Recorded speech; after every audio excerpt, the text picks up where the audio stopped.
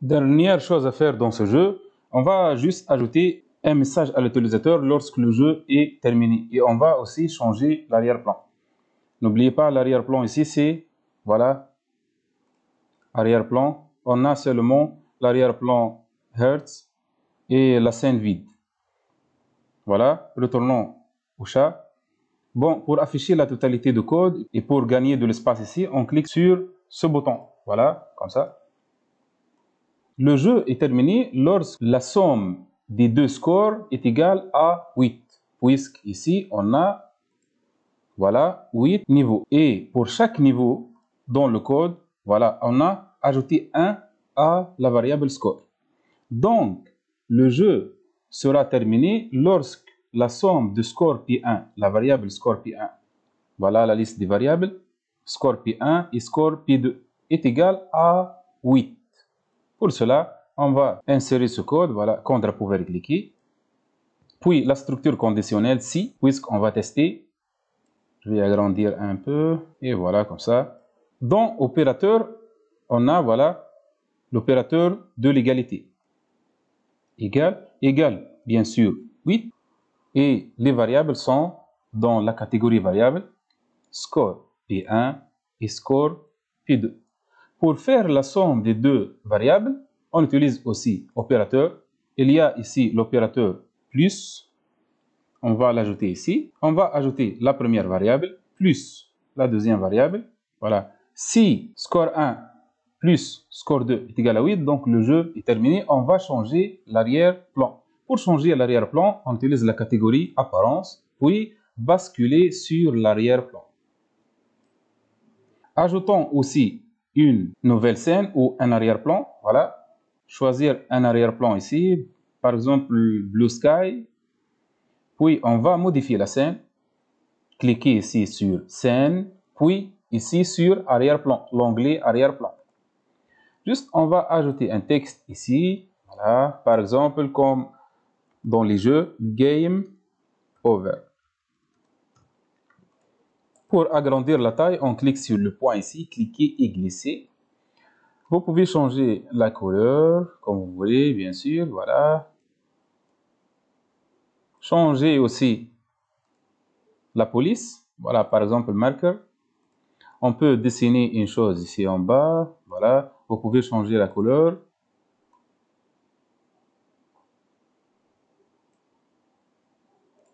Et puis, voilà, un carreau comme ça. La couleur.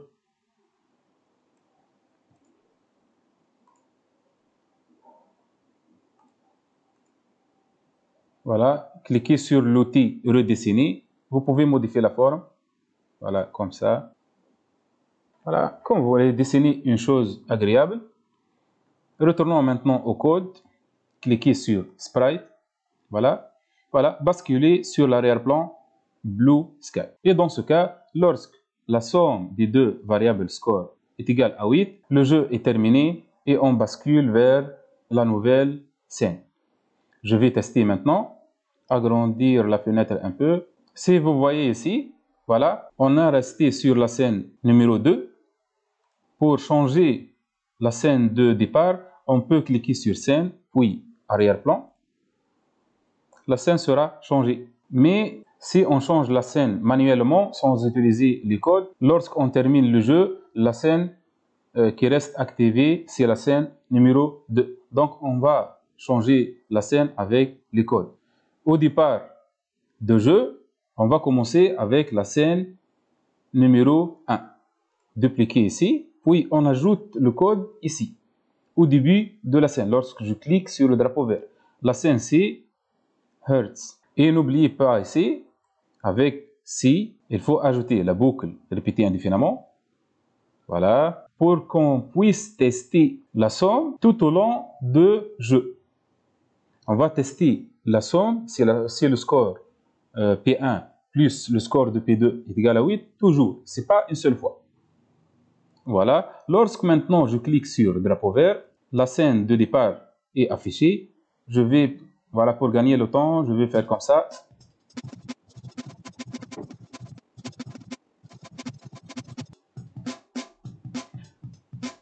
Voilà, le score P1 égale à 5, score P2 égale à 3, la somme est 8, donc le jeu est basculé vers l'arrière-plan de la fin de jeu. Bien sûr, on doit maintenant masquer tous les autres lutins et laisser seulement l'arrière-plan. Pour cela, on fait comme ça. Suivez bien ici. On va utiliser les messages. Lorsque le score est égal à 8, les scores sont égaux à 8. On bascule vers l'arrière-plan et on envoie un message. Voilà, envoyer à tous un message. Voilà, bien sûr, on va changer le message. Fin, par exemple. OK. On va envoyer à tous les lutins le message fin. Voilà. Quand je reçois fin, dans Apparence, vous avez le code caché. Et puis, copier ce code pour tous les autres objets. La souris, le chat,